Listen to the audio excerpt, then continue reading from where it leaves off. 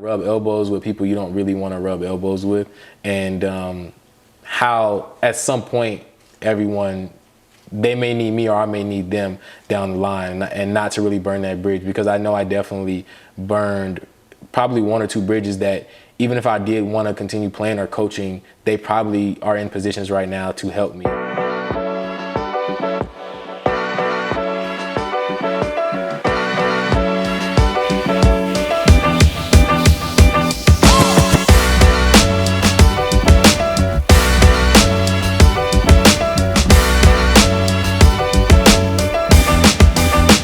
Today I have NFL cornerback Bené Benwikere. Now, when he was first drafted by the Carolina Panthers, he had such an impressive resume. He was number 2 cornerback in the NFL within the first 2 weeks that he started playing. And correct me if I'm wrong, but your first interception was Drew Brees. Yes, it was. Look at me know my facts.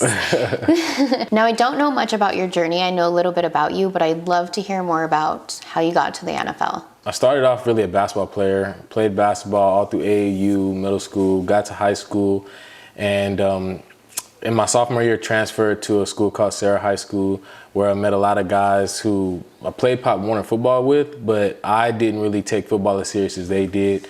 However, when I got there, ended up being good enough to start on varsity, and from there got a scholarship and went to San Jose State, and still didn't really have that mentality like I'm gonna go to the NFL until probably my junior year, when things really kind of clicked in and I started really looking at guys that I grew up with that went to big schools, and started really making it my motivation to play in the NFL. So. And some of those guys are like Marquise, that's how I met you. Yes. And Paul Richardson. Yes. Who are the other guys that you went? Marquise Lee, Paul Richardson, Robert Woods. We had a guy named Devin Spann who went to ASU, who he was doing really well. And then I met a lot of guys that went to UCLA that were big time, that made the NFL, got opportunities to play. And it was just really cool. And at that time at San Jose State, we had a few guys like Dookie Anacho and Carly Anacho, who they had made it into the NFL as well. So it started really giving me avenues to look down that path. So once you made it to the NFL, and I hear this a lot, so you have college, you had fun in college, you played, you're great. What's the transition like, and what's a mindset like going from college to NFL? You just see how much more of a business it is. You know, it really does start as a business when you're in college, but it's kind of in between. Like, coaches understand that, you know, you play, but you have school, and you have other things to get accustomed to. But when you get to the NFL, your really only job all day from, you know, usually 6 a.m. to 6 p.m. is football, whether it be weights, practice, training, studying on your own time. And so that's just, when I talk to guys now, you know, I'm with some high schoolers now, and I do some things, and I tell them that really, like, the speed of the game doesn't really come from the physical speed. It really comes from the mental speed. How well you're able to pick up your playbook, how well you're able to understand who's going to be where, and really put yourself in position to make plays. So that's just what's been the biggest transition, or what was the biggest transition when I came into the NFL. Luckily, I got drafted to a team where we had some great guys in the room, like Luke Kuechly and Thomas Davis. So I was able to always study film, talk to them. We had an offensive guy named Cam Newton that was legit. I think I've heard of him. Yeah, I'm sure everybody's kind of heard of him a little bit. But so I got to compete with those guys and against those guys who are, you know, considered the best in their respective positions. And they pushed me, and they really pushed me when I came in and saw me as a rookie to do great things. What do you think was the hardest part about making it to the NFL? Was it the mental game, like you say? Yeah, me personally, I think making it to the NFL was just being aware. I went to San Jose State, where we weren't as notarized and as, like, my friends that went to USC and UCLA and big schools like that. So since I wasn't used to the public eye on me, when I made it, I had to realize that the public eye was on me and how to really conduct myself. So I would say that was what probably made it the most challenging, because I was always kind of in the light of, like, whatever I did, it didn't really matter. You know, I might get in trouble in my school, but the media outlet's not about to write a newspaper about me because I may have did something that wasn't ethical on campus. So that was probably the biggest thing once I made it, is to realize that, like, all eyes are on you, and not just your college eyes. Yes, everyone. Yeah. I mean, in social media these days, I'm glad you brought that up, because there's negative comments, even if you are great. It doesn't matter what you say, there's going to be someone that's going against you.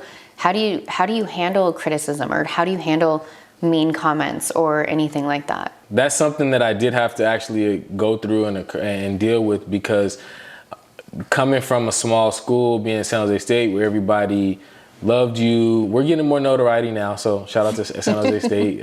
But we really didn't get too many naysayers, because everybody, it was fan love, it was support. They were from the area or family members, so they always kind of prepped you up. When I got to the NFL, I was blessed to do really, really well my first 2 seasons, to where I didn't get negative comments.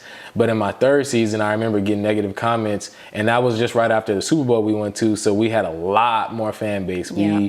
I remember even I remember on Instagram, I think we only had a few 100,000 that followed the Carolina Panthers page to finally hitting 1 million. It's called bandwagons. So, yeah, we had the bandwagons hop on. And so my 3rd year had a bad game, and it was just a lot of negative comments from people that didn't know me, didn't know anything, and they were just talking based on one game.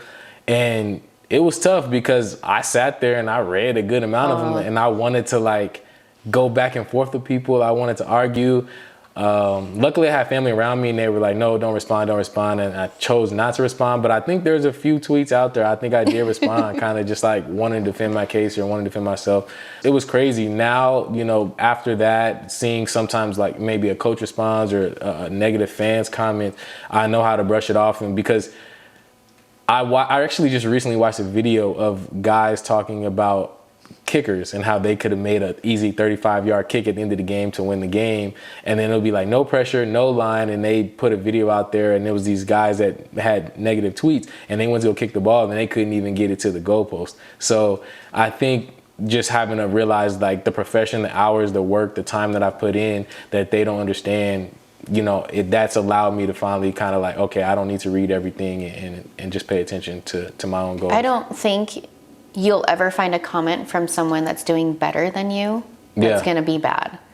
True. So I like to always put it in that perspective, is it's almost like they can't get attention from anywhere else, and so they get attention by saying mean shit to people. Yeah. So maybe that'll help put you at ease a little bit. I don't know if I can help you, but and I'm not sure when you broke your leg, but you fractured your leg, and that's something that we see in the NFL all the time. Yeah. And for me, I haven't fortunately been in a position where something like that has happened, and then I have to be back into the game or back into that mindset. And how do you go from, hurting, getting hurt, and then having to be back into the game, having to go 100%? Do you have that doubt? Is there any moment where you pause because you think you're going to get hurt again? I was just always curious to see how that was. To be honest with me, it was very different. I had no doubt, no question that I was going to be back. I broke my leg, and even when I broke my leg, it was just okay, well, do the surgery so I can start training next week. That's just how I felt.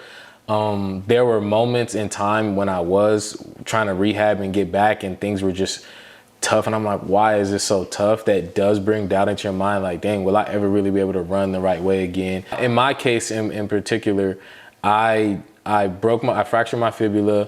And the timeline for that, because I had a deltoid slip, which is a ligament, and ligaments take longer to heal. I remember my team at the time was kind of expecting me to come back earlier than possible, because I was really the considered vet in the room, because it was my 3rd year, but we drafted 3 rookies. And so they wanted me back, and they started pushing me to really, really come back in training camp. And I really wasn't ready, and I knew I wasn't ready. I felt it. And I had a lot of back and forth between the GM and the coaches about well, you need to be ready, or how are you going to be ready? How do you feel? And a lot of persuading me to say that I'm ready when I really wasn't ready. And that was probably when, at that moment, was probably when I was dang, I really don't know if I'm going to be able to get healthy. And it felt like it was such a long time, because I was already 6-7 months, but the timeline was really a year and a half till I was going to feel better. But the way they were pushing me, it felt like I should have been better 3 months ago, So that was something that was very, very tough. And like I said, initially that mindset wasn't there that I wasn't going to be back. It was just a matter of really honing in, and how do I get back out there? How do I help my team? And how do I really get back to that elite status that I was playing at? Do you think that was one of the hardest things that you've had to overcome? I know that we talked about how you got into football before, and What would you say was the most difficult thing? I think once getting into football, like legitimately getting into football, that probably was one of the most difficult things, just simply because I hadn't experienced any type of broken anything before. Mostly I did was just maybe a sprain or a light grade of a hamstring tear. So it might be I sit out 1 or 2 weeks. That was the first time that I was literally removed from something for more than a month, 2 months, 3 months. And then also what was really crushing was I did it in the playoffs of the year that we went to, or really right before the playoffs of the year we went to the Super Bowl. So then I had to sit on the sideline. And I remember it really hit me. I was flying to San Francisco where the Super Bowl was. And really they had just built their new stadium, which was in Santa Clara, which is only like 15 minutes from San Jose State. And I was flying to the game and I started kind of tearing up because I was like, dang, this was like the perfect moment for me to come back, play, have this opportunity to be on this big stage. Everybody's watching and I'm just on the sideline hurt. So I remember shedding tears off of that. And that was probably the biggest thing. And just being super determined to get back and making it back, playing at a good level, but just kind of dealing with some things after that were probably the second tier of what was probably the most difficult, just because it was the business side really came out and understanding the business side, which I didn't understand in that moment. So getting cut and released, knowing that I was still hurt and having to bounce around teams and never really making it back to really given the opportunity to really be back on the field, which that hurt a lot too. And I finally got an opportunity, played well, and then to like get released again just because of a numbers game, you know? So those are some difficult things that you kind of like learn to eat when you're in the league. It wasn't until recently did I really understand how it worked like that. Yeah. And I always thought it was so crazy because a lot of it's about timing. If you're in the right team at the right time and the right game, whatever it is, do you get the opportunity? And I've seen so many people's careers and people with a lot of potential that haven't been able to show their full potential because it just wasn't the right time. And I think it's so frustrating, and it really breaks my heart for a lot of those athletes out there. I've seen you work really hard because I was at one of your workouts one time. Do you have any secrets to your training or, nutrition or anything like that you focus on? No, I actually, to be honest, for me, I just really started learning how to take care of my body, and I found out that it's more about recovery than actual training. You come in, you're a kid, tri-sport athlete, you just play and you don't care about ice baths and stuff like that. But you see, when I got to the league, I remember seeing a lot of the vets, they were getting an ice bath, they were getting treatment, but I'm just, cracking jokes like, oh, you old, like I don't need all that. But then as you start getting up there, and I remember like really, because when I broke my leg, it really wasn't like, I didn't feel like, I think I was 25 at the time, but just seeing I would do something and then see the recovery after like I got treatment and somebody like really gave me manipulation on my, hands-on manipulation or putting it in like cryotherapy or sauna or things like that, just to see how much I could exert the next day. That's when it really kicked into gear to me that like, oh wow, like this is actually the gains that people are making. It's not because they lifted 335 pounds, but after they did that, they recovered to be able to do it again the next day. Yep. So. I think recovery is now becoming more of a technique that people are realizing that is just, you have to do it, especially as an athlete, especially when you're doing it for performance. Yeah. But I do want to go back and talk about some of the teams that you've played on. What do you think was hard for you? You did say jumping from team to team, going in as the new guy. How was that like? Yeah, I think bouncing from team to team was, at the moment that it did, I never really bounced around or had to do too many things like that before. But I think I handled it pretty well because one thing, even going back to Pop Warner, like even AAU basketball or my schools, I went to a small school called View Park, and I was kind of within the first class of a lot of things. So when I got to Carolina, being there, I know like they were kind of a young team. And so we had a few older guys that were like vets and they were established in the league, but the rest of the team was pretty young. So it was pretty fun to be there. Once I got injured, and I remember the next team that picked me up was Miami. I remember getting to Miami, but I was just so nervous because I knew that like I really couldn't run the way that I was really supposed to. I knew that I wasn't gonna, like, my assignment's to cover receivers, and if I can't really run to cover receivers, I was like, they're just gonna think I'm trash and cut me. And so I remember like going in and having the same talk with their GM, and I'm like, look, I know I'm not really healthy. You know, like, what can I do? How can I do it in order to stay here? I want to stay here. I don't want to bounce around. I like the organization. I like what's going on here. And that was something that they worked out to where they were like, hey, you know what we're going to do is we're going to need that roster spot. So we are going to cut you, but we want to bring you back, and we'll put you even, like, we'll hide you, we'll put you on practice squad, we'll do different things. So they did that, and they were held up to their word.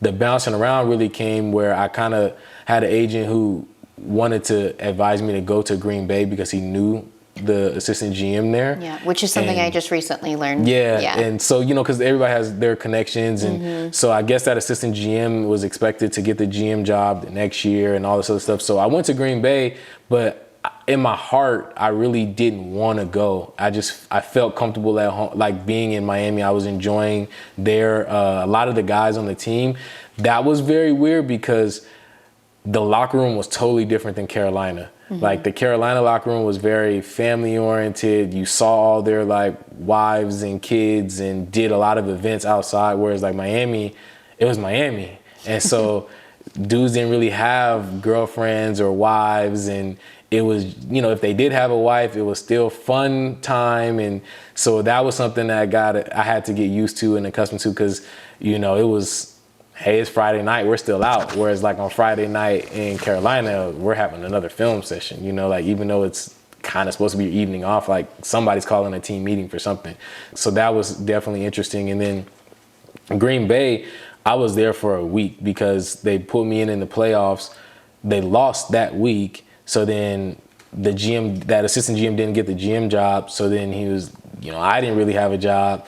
So then my agent knew someone in Cincinnati. So I went to Cincinnati, but the whole basis of me going to Cincinnati was really because I still needed to get my ankle healed. So we got there to get my ankle healed, and we made it like kind of a pact that like, hey, you know, help him get rehab, help him get healed, and then trade him away to somebody that really needs him, because they had like 5 first rounders already in their room at my position at corner. And at that time, I don't think that it helped them. Yeah, you know, so it did, you know, so that was the deal. And we ended up getting that done. They traded me to Dallas, which was a good fit. However, when I got to Dallas just didn't give me the opportunity to really be on the field.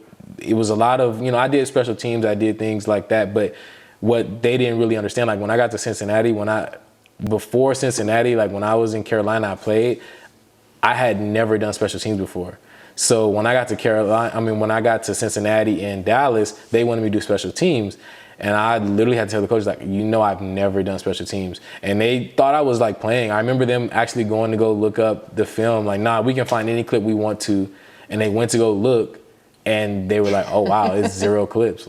And then, you know, like they had to teach me. So I'm very grateful for the Dallas Cowboys special teams coach. I think he's with the Raiders right now, actually. And he, because he actually taught me a lot. Him and the Cincinnati coach taught me a lot about special teams, which after Dallas, I went to Arizona. And in Arizona, learning their techniques, it actually helped me make the roster in Arizona, because that wasn't a guaranteed place for me to be at. And I made it through special teams. And by, I think, week 4 or 5, I ended up starting back at corner, and then I played special teams, and you know, so I made myself more valuable by being willing to learn. Your story just talks about your hard work and your perseverance, and I really admire that. And you keep going and you keep trying, and you talk about how you went to this team and then you learned, right? Yeah. And then you went to the other team and you talk about what you learned. So I think it's a true testament to your character, and I applaud you for that. I do want to know, what do you think is your biggest takeaway from playing in the NFL, or, you know, from your experience in the NFL? Biggest takeaways and experience probably are really just connections and about people, because I think, like, I've met some really, really great teammates. Like, I'm a very loyal person. So I'm very big on, like, treating people how you want to be treated. And one of the biggest things, I've met really good coaches, I've met really good players, and I enjoy you know, like those relationships and the camaraderie with them. But I've also come across coaches and players that really wasn't the case. But instead of me knowing how to play the game and kind of just not wearing it so hard on my sleeve, I didn't do that. And I pretty much, like, if you were a coach and you made a comment to me and you kind of consistently made it to me, I kept going back with you. You know, I didn't know how to understand the business aspect and understand, you know, playing the role. And I saw guys all the time and I used to call them like fake. I'm like, bro, you're fake. Why are you, like, you know, you don't like him and he just said this to you and you gonna let him? I'm like, nah, I'm not doing that. No. So I think that's probably the biggest takeaway, is just kind of learning how to rub elbows with people you don't really want to rub elbows with, and how at some point everyone, they may need me or I may need them down the line, and not to really burn that bridge, because I know I definitely burned probably one or two bridges that even if I did want to continue playing or coaching, they probably are in positions right now to help me. But I just cut it off, you know, because I didn't want to deal with it. It is really hard because I have that same problem. Like, I'm who I am, and if you make me mad, I don't like you. And it's really hard for me to be fake, like you say. But what I've learned is use people to your advantage. So if they can do something that may help you, not to be fake to them, but just know where to put them in your life and not let them get too close. But you talk about coaching. Is that something you want to do eventually? I just recently got into it. I used to say no, and I used to say no. It was a hard no. It was a hard no just because I would see the coaching hours that, you know, NFL coaches put in and college coaches put in, and I was just like, like, I have a son. I don't want to deal with that. But I just recently started helping. There's a facility out here called Game Changer Sports, and a lot of the kids that train there go to Bishop Gorman High School. So I've been kind of dealing with like middle schoolers and high schoolers, and just to see them progress and see their work ethic and see how hard they're working has been pretty fun. And I think I do enjoy it a little bit. And one of my coaches, which is my DB coach my senior year at San Jose State, he's actually working at USC right now. And so I've kind of talked to him, and we've always been boys, just like throughout. He's probably one of the few coaches that I just talk to every year in and out of the games and stuff. And I just think that, you know, talking to him and seeing him and like how that's going, how he likes it, and our personalities, I think coaching might be something I might go towards. That's awesome. Yeah, we'll see. It's just right now, I know I haven't put my all into it just yet. Yeah. So coaching, is there anything else on the table that you think you're going to go to? I enjoy real estate. Yeah. So yeah, I enjoy real estate. So I do that currently, trying to, all different aspects of real estate, trying to, you know, get to those. Biggest thing for me is just break. What are you doing? Go see John. Get out of here.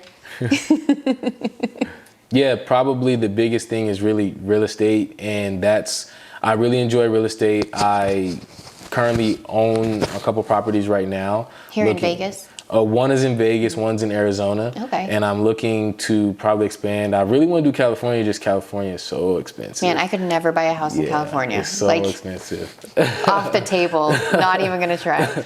Yeah, so it's something, and I just really do like rental property, just the process of like doing makeovers and giving people nice like homes or apartments to live in, where, you know, it kind of fits within their means and their budget, and they can still live luxurious in their mind. So that's been cool. I know I met a guy that actually lives out here, and he does flips. So he'll buy an abandoned house and just fix it all up. So I've been kind of picking his brain, getting ideas. So I would love to do that too, but I'm just a little nervous about that. So I haven't really done that yet. But man, real estate market's booming, so yeah, it's a good spot to be in. That's the only part about it, is I'm on the not booming side of it, because I'm a buyer right now, and it's really, if you're a seller, then it's really the perfect market for you. And so since I'm not really selling anything, I'm like, I don't really want to deal with stuff right now. Yeah. Well, I do want to know, for people that are listening, even if there's, you know, college athletes, high schoolers, some advice that you have for anybody, and close it with that.